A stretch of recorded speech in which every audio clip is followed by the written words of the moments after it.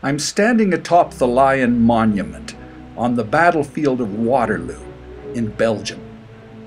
It was here that the Prussian and English armies defeated the French in 1815, and where Napoleon Bonaparte met his Waterloo.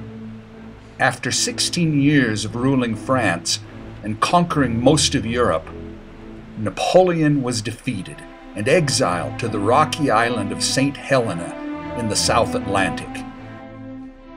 Napoleon Bonaparte, general, first consul, then emperor of the French, was the terror of Europe, establishing himself as the world's preeminent military genius. But after his disastrous invasion of Russia, Europe had risen up and thrown off their conqueror.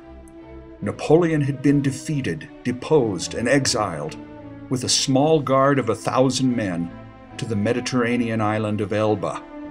The decapitated Louis XVI's younger brother, Louis XVIII, came back from exile and was crowned King of France, more or less restoring things to the way they were before the Revolution. But while diplomats from the victorious nations met in Vienna to divide up the spoils, Napoleon plotted his comeback. On the 1st of March, after the French people were sufficiently disgusted with Louis XVIII's administration, Napoleon landed near Caen in the south of France and began a march toward Paris. Louis XVIII sent forces to arrest him, but they simply met Napoleon, joined him, and turned around toward Paris. On the 19th, Louis fled Paris to the Netherlands, and Napoleon resumed his rule as emperor. Europe quickly agreed that Napoleon could not be allowed to rule France. By June, British and Prussian armies had assembled in Belgium, and the Austrians and Russians were on their way. Napoleon, vastly outnumbered, decided the only way to win was to attack each of his enemies individually before they had a chance to unite against him. To that end, he invaded Belgium and met the Prussians under General Blücher at Ligny on the 16th, and quickly defeated him. He dispatched a force under Marshal Grouchy to complete the Prussians' destruction, and pressed on toward Waterloo, where a combined English and Dutch army was assembling under the Duke of Wellington. It rained all night the day before the battle, obliging Napoleon to delay his attack until 11 a.m., so that the ground could dry out enough for his cannonballs to bounce along the valley floor, giving them their maximum effect. All day long, the British stood against this ridge here, their thin red line fending off the French assaults, including a massive cavalry charge led by Marshal Ney.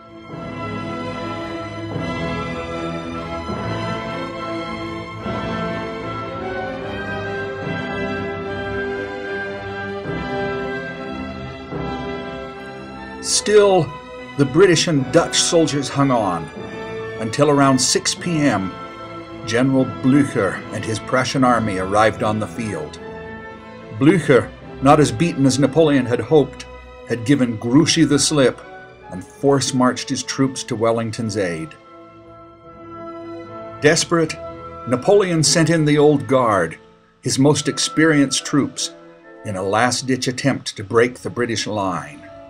But the added weight of the Prussians began to tell, and Wellington ordered his men to attack all along the French line, driving them in disorder from the battlefield. Napoleon's second chance at empire had failed, and he was soon once again in exile, this time never to return. A villain to the nations of Europe in his own time, Napoleon nonetheless became a hero to the 19th century Romantics. This was partly because he was a self-made man, a commoner who through dint of his talent and energy rose to be Emperor of France and conqueror of Europe. But it was also because Napoleon embodied the lost cause, and Romantics have always been suckers for lost causes. The Romantics agreed with Plato that the ideal world is not here on earth.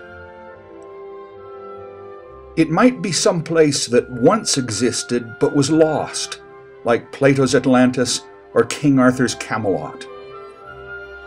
Or it might be something that someone fought for but failed to achieve, like Napoleon's empire or Robert E. Lee's Confederate States of America.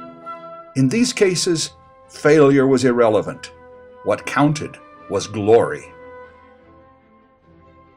One of the heroes, or anti-heroes, of 19th century literature was Melville's Captain Ahab.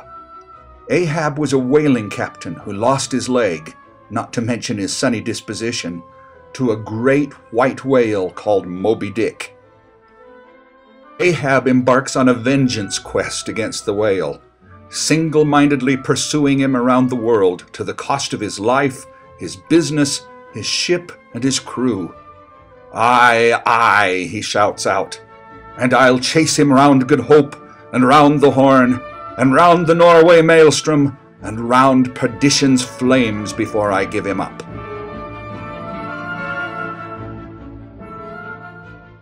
Ahab's misguided malice and his inevitable defeat in no way take away from his heroic stature.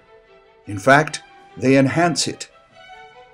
In the end, he goes down, lashed to the whale's back, harpoon in hand. "To the last I will grapple with thee," he cries. "From hell's heart I stab at thee. For hate's sake I spit my last breath at thee. Thus I give up the spear." In this lesson, you'll encounter some of the great paintings, poems, songs, and symphonies of the Romantic era. These are exceptionally individualistic works. Like teenagers, the Romantics were under the impression that they were the only ones ever to feel such deep emotions, and surely this great dissatisfaction with the world as it is indicated a world as it should be. They were utopians who dreamed of a better world and believed art was the way to bring it about. In the words of John Keats, "Beauty is truth, truth beauty. That is all ye know on earth, all ye need to know."